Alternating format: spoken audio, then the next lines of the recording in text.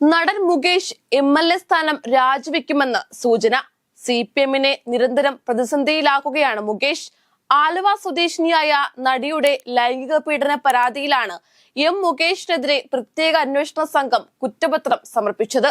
Digital തെളിവുകളും സാഹചര്യ തെളിവുകളും നിരത്തിയാണ് കുറ്റപത്രം. എറണാകുളം ജുഡീഷ്യൽ ഫസ്റ്റ് ക്ലാസ് കോടതിയിൽ കഴിഞ്ഞ ദിവസമാണ് കുറ്റപത്രം സമർപ്പിച്ചത്. കഴിഞ്ഞ വർഷം ഓഗസ്റ്റിലാണ് ആലുവ സ്വദേശിനി മുകേഷിനെതിരെ പരാതി നൽകിയത്. സിനിമയിൽ അവസരം വാഗ്ദാനം ചെയ്തും അമ്മയിൽ അംഗത്വം നൽകാമെന്ന് ഉറപ്പ് നൽകിയും ലൈംഗികമായി ചൂഷണം ചെയ്തെന്നായിരുന്നു പരാതി. 2010-ലാണ് കേസിന് ആസ്പദമായ സംഭവം. ഡിജിറ്റൽ തെളിവുകൾ ഉൾപ്പെടെ ശേഖരിക്കാൻ പോലീസിന് സാധിച്ചു. ഇമെയിൽ സന്ദേശങ്ങളും വാട്സപ്പ് ചാറ്റുകളും പരാതിക്കാരുമായി മുകേഷ് ഒരുമിച്ച് യാത്ര ചെയ്തതിന്റെ സാഹചര്യ തെളിവുകളും ഇവരെ ഒരുമിച്ചു കണ്ട സാക്ഷികളുടെ മൊഴികളും ഉൾപ്പെടെയുള്ള തെളിവുകളും കുറ്റപത്രത്തിലുണ്ട്.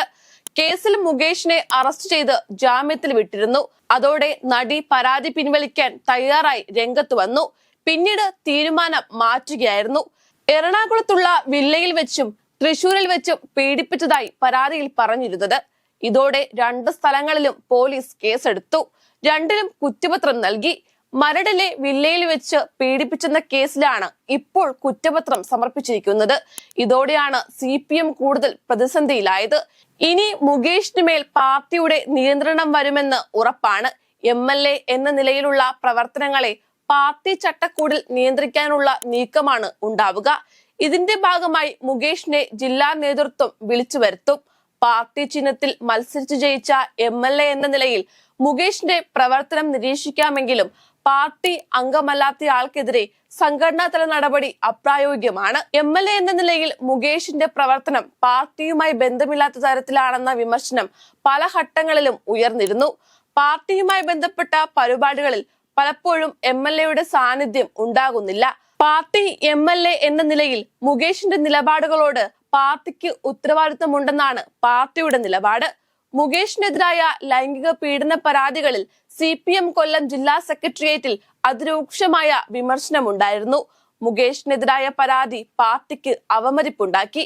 മുകേഷിനെതിരെ നടിമാരുടെ പരാതിയിൽ ഗൗരവമായ അന്വേഷണം വേണമെന്ന ജില്ലാ സെക്രട്ടേറിയറ്റിന്റെ നിലപാടിനെ തുടർന്നാണ് പോലീസ് അന്വേഷണം ഊർജിതമാക്കിയതും 2 കുറ്റപത്രങ്ങൾ നൽകിയതും.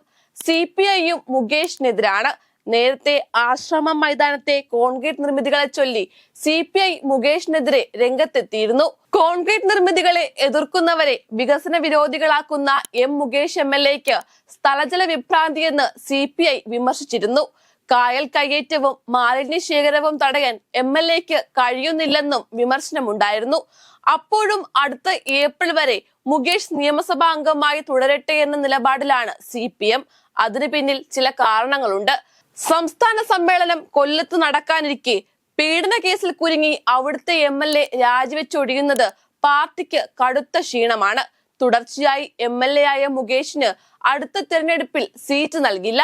കുറ്റപത്രം സമർപ്പിച്ചില്ലെങ്കിലും കോടതിയാണ് കേസ് കൈകാര്യം ചെയ്യുന്നതെന്നും കോടതി തീരുമാനമെടുക്കട്ടെയെന്നും മുകേഷ് അതുവരെ MLA ആയി തുടരുമെന്നും CPM പറയുന്നതിന്റെ കാരണം സംസ്ഥാന സമ്മേളനം തന്നെയാണ്.